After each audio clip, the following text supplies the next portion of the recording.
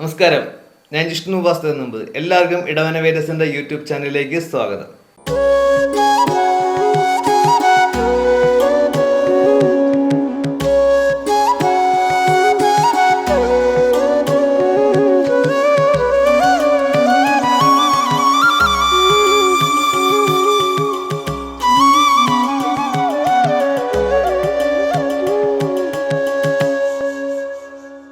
ഉത്രാടം നക്ഷത്രക്കാർക്ക് ദീർഘനാളായിട്ട് അവർ മനസ്സിൽ കൊണ്ടുവരുത്തിട്ടുള്ള ആ ഒരു സ്വപ്നം അവർക്ക് സാക്ഷാത്കരിക്കാൻ പറ്റുന്നൊരു വർഷം കൂടിയാണ് ഈ വർഷം.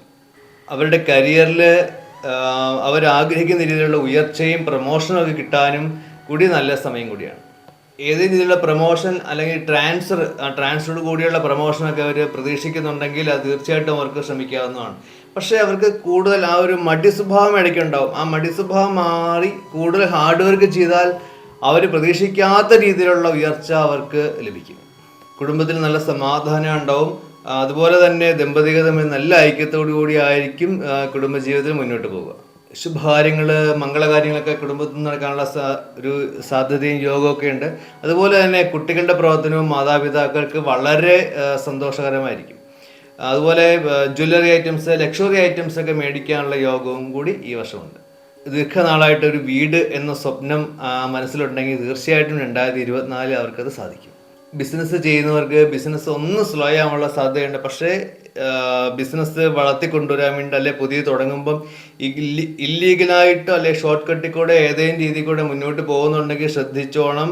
നിയമപരമായിട്ട് പിടി വീഴാനുള്ള സാധ്യത വളരെ കൂടുതലാണ്. വളരെ കെയർഫുള്ളായിട്ട് തന്നെ നിയമപരമായിട്ട് തന്നെ മുന്നോട്ട് പോകുക.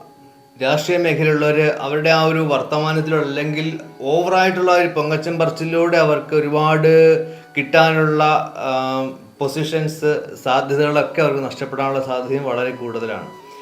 കലാരംഗത്ത്, മീഡിയ രംഗത്തുള്ളവർക്കും കൃത്യമായിട്ട് വലിയ കുഴപ്പമില്ലാത്ത രീതിയിലുള്ള ഓപ്പർച്യൂണിറ്റീസൊക്കെ അവർക്ക് കിട്ടി പോവുകയും ഈ വർഷം ചെയ്യും. കുട്ടികൾ അവർക്ക് പഠിക്കാനുള്ള കാര്യങ്ങൾ ഒരു കാരണവശാലും നാളേക്ക് വയ്ക്കരുത്. അന്നന്ന് പഠിച്ചു പോയില്ലെങ്കിൽ അത് മറവിക്കും. അതുപോലെ പല തടസ്സങ്ങൾക്കും അവരുടെ വിദ്യാഭ്യാസത്തിന് പ്രശ്നങ്ങൾ വരാനുള്ള സാധ്യതയുണ്ട്.